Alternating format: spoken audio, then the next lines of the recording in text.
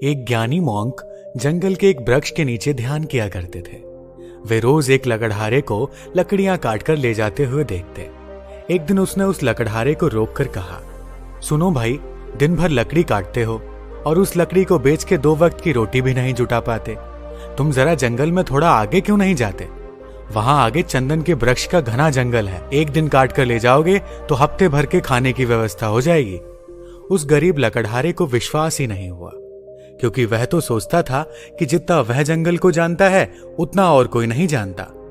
जंगल में लकड़ियां काटते काटते ही तो उसकी जिंदगी बीती है। यह साधु यहां इस वृक्ष के नीचे बैठा रहता है, इसको क्या खाक पता होगा जंगल के बारे में। मानने का मन तो नहीं हुआ, लेकिन फिर सोचा कि नुकसान ही क्या है, कौन जाने शायद वह सन्यासी ठीक कह रहा हो। फिर झूठ भी कहेगा क्यों, शांत आदमी मालूम पड़ता है, दयालु भी लगता है और इससे पहले कभी बोला भी नहीं है। एक बार प्रयोग करके देखने में क्या जाता है। साधु की बातों पर विश्वास करके वह लकड़हारा जंगल में आगे गया। जब वह वहां से लौटा तो साधु के चरणों में सिर रख दिया और कहा, मुझे क्षमा करना, मेरे मन में बहुत संदेह आया था, क्योंकि मैं सोचता था कि मुझसे ज्यादा इस जंगल के बारे में और कौन जानता है। मेरा बाप भी लकड़हारा था, उसका बाप भी लकड़हारा था। हम इसी जंगल में लकड़ियां काट काट कर अपना गुजारा कर रहे हैं। कभी यह सोचा ही नहीं कि इससे आगे भी शायद कुछ हो सकता है। मैं भी कैसा अभागा हूं, काश पहले पता चल जाता तो आधी जिंदगी गरीबी में ना गुजारनी पड़ती। साधु ने कहा, कोई फिक्र मत करो, जब जागो तभी सवेरा है। अब जाओ और जाकर चंदन की लकड़ियां काटो। अब उस लकड़हारे के दिन बड़े मजे से गुजरने लगे। एक दिन लकड़ियां काट लेता, 7-8 दिन जंगल जाने की जरूरत ही नहीं पड़ती। बाजार में उसकी इतनी कीमत मिल जाती जिससे वो अपने परिवार के लिए हफ्तों के राशन पानी का बंदोबस्त कर लेता। ऐसे ही दिन गुजरने लगे।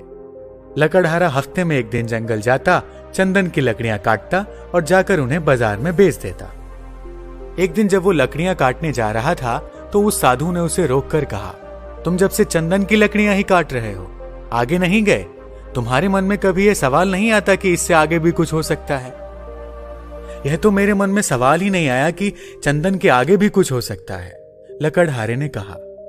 साधु ने कहा, चंदन के आगे जरा जाओ तो वहां चांदी की खदान है। लकड़ियां काटना छोड़ो, एक दिन ले जाओगे 2-4 महीने के लिए हो जाएगा। अब तो वह साधु पर भरोसा करने लगा था। बिना कुछ सोचे समझे वह वहां से भागा। वहां जाकर उसने देखा तो वह हैरान रह गया।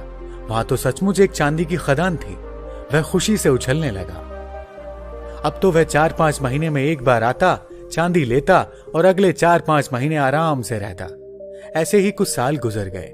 एक दिन जब लकड़हारा चांदी लेने जंगल जा रहा था तो वो साधु उसे फिर से उसी पेड़ के नीचे मिला। उस साधु ने लकड़हारे से कहा, थोड़ा और आगे जाओ, वहां सोने की खदान है।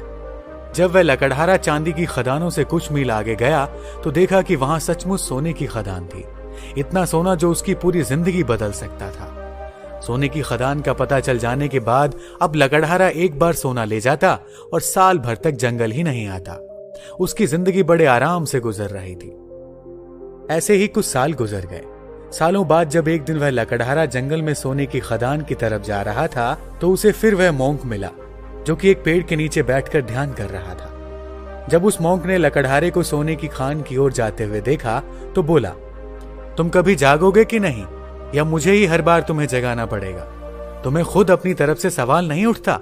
मन में जिज्ञासा नहीं उठती कि आगे जाकर देखें कि क्या है? लकड़हारे ने कहा, मैं भी मंद बुद्धि, मुझे ये सवाल ही नहीं आया। मैं तो समझा कि सोने से बड़ा और क्या हो सकता है, बस यही आखिरी चीज रही होगी। फिर साधु ने कहा, अरे भोले इंसान, सोने की खानों से आगे जा, वहां तुझे हीरे की खदान मिलेगी।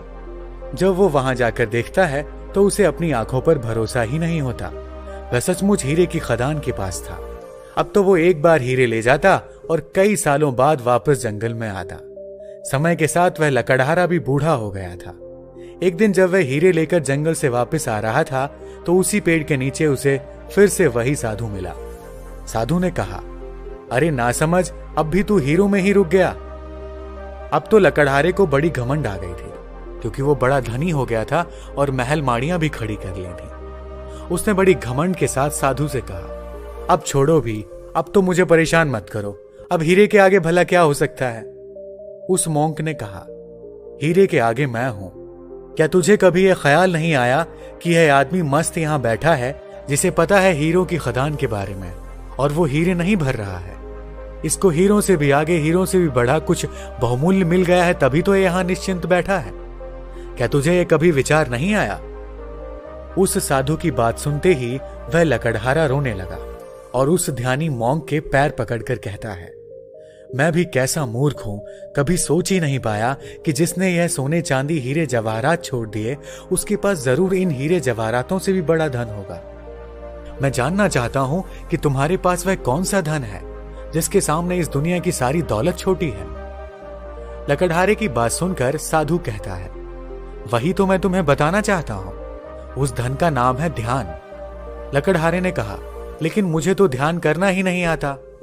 साधु ने कहा, ध्यान करना बहुत सरल है। बाहर का धन तो बहुत इकट्ठा कर लिया, अब जरा भीतर की ओर मुड़ जाओ और आराम से बैठ जाओ, फिर देखो कि तुम्हारे अंदर क्या चल रहा है। अगर कोई अनुभव हो तो उसे पकड़ो मत, बस देखो। हो सकता है तुम्हें परमात्मा मिले, लेकिन तुम्हें उन्हें भी नहीं पकड़ना है। तब तक देखते रहो जब तक कि सभी अनुभव, सभी विचार शांत ना हो जाएं। मगर ध्यान रहे, जबरदस्ती किसी भी अनुभव को करने की कोशिश मत करना। इस विचार को खत्म करने का प्रयास कभी मत करना। जब कोई अनुभव ना रहे और कोई विचार ना रहे, तब तुम निर्भीक होकर समाधि में स्थित हो जाओगे। फिर इधर उधर नहीं भटकोगे और तभी केवल शून्य होगा, और उस शून्य में ही जलता है बोध का दिया, आत्मज्ञान का दिया। ध्यान करने के लिए एक चीज जो सबसे महत्वपूर्ण है वो है धैर्य। आपके भीतर इतना धैर्य होना चाहिए कि घटना आज घटे या कई वर्ष बाद, आप ध्यान करने के लिए हमेशा तैयार रहें। दोस्तों, यदि आपको शुरुआत में ध्यान करने में प्रॉब्लम आती है तो आप सिर्फ 5 मिनट के अभ्यास से शुरू कर सकते हैं। अगर 5 मिनट भी नहीं कर सकते तो 2 मिनट से शुरू कर सकते हैं। लेकिन एक बात ध्यान रखना, इसे कंटिन्यू करना है, हर रोज अभ्यास करना है, नहीं तो आपको रिजल्ट नहीं दिखेगा। दोस्तों, आज की वीडियो में फिलहाल इतना ही। धन्यवाद।